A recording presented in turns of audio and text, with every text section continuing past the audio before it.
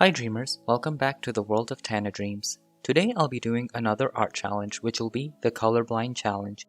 Basically, to do this challenge, you have to set your software to where you can't see the colors you're laying out onto your piece, meaning once it hits the canvas, you only see gray.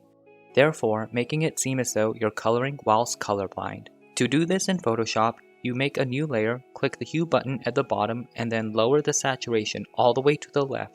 After that is done, say goodbye to all your colors.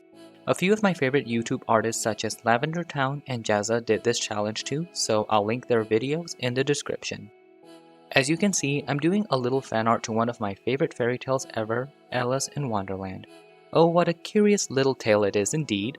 I think the reason why I love it so much is because it's so different from most fairy tales where Alice is kind of her own hero. There's no prince or evil stepmom like most other fairy tales I've read. There's not necessarily magic either, she's just exploring a wonderland which reflects who she is. If you want to hear the full story by Lewis Carroll, I linked a great audiobook in the description, or you can go to storynori.com. But anyways, I'm just drawing Alice standing on top of a saucer and in front of a teacup. I just made up a scene where she shrunk at the Mad Hatter's tea party, and now she's right by the Eat Me cake. Also, as the date of this video's recording, it's almost Halloween, and Alice is really appropriate for Halloween, believe it or not. Don't you see many people dressing up as Alice, the Mad Hatter, or even Cheshire Cat? A funny story about Alice in Wonderland and my social life. And a group of co-workers, we had an Alice in Wonderland party before, and I dressed up as Absalom the Caterpillar because I was the smallest one. Just a little funny story from me. If you notice, my style is very storybookish, like Peanuts, The Little Prince, or Tintin. So I use a very scratchy, textured brush for outlining, and it does make the line art look more organic, but I do know I made quite a few mistakes here. Then the coloring part is definitely the most nerve-wracking part because I don't exactly know what I'm putting down.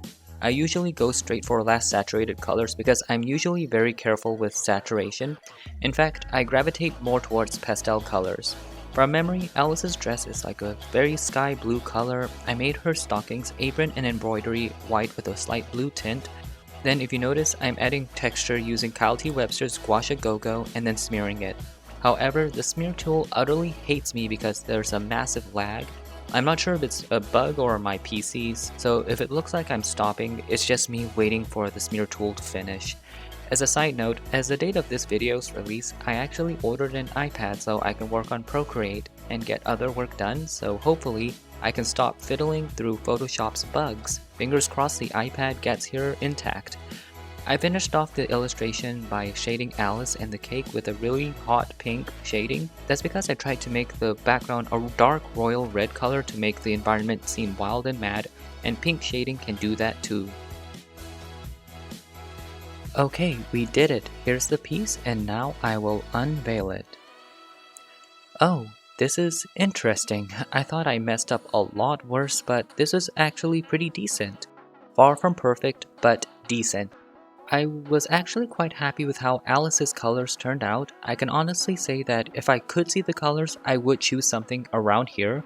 The blushing is alright, and I think the hot pink shading did its job. The environment makes the atmosphere quite wild and mad.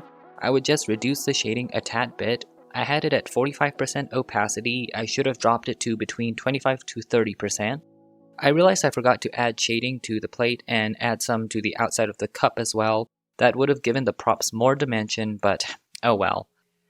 Overall, the illustration is not perfect, but it actually turned out alright, and I had a lot of fun doing the challenge. Thank you so much for watching. I really hope you enjoyed the video. It would make my dreams come true if you like and subscribe.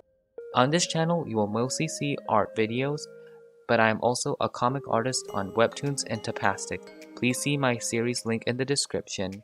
And one of these days, I may animate something. Have a wonderful rest of your day. May all your sweet dreams come true.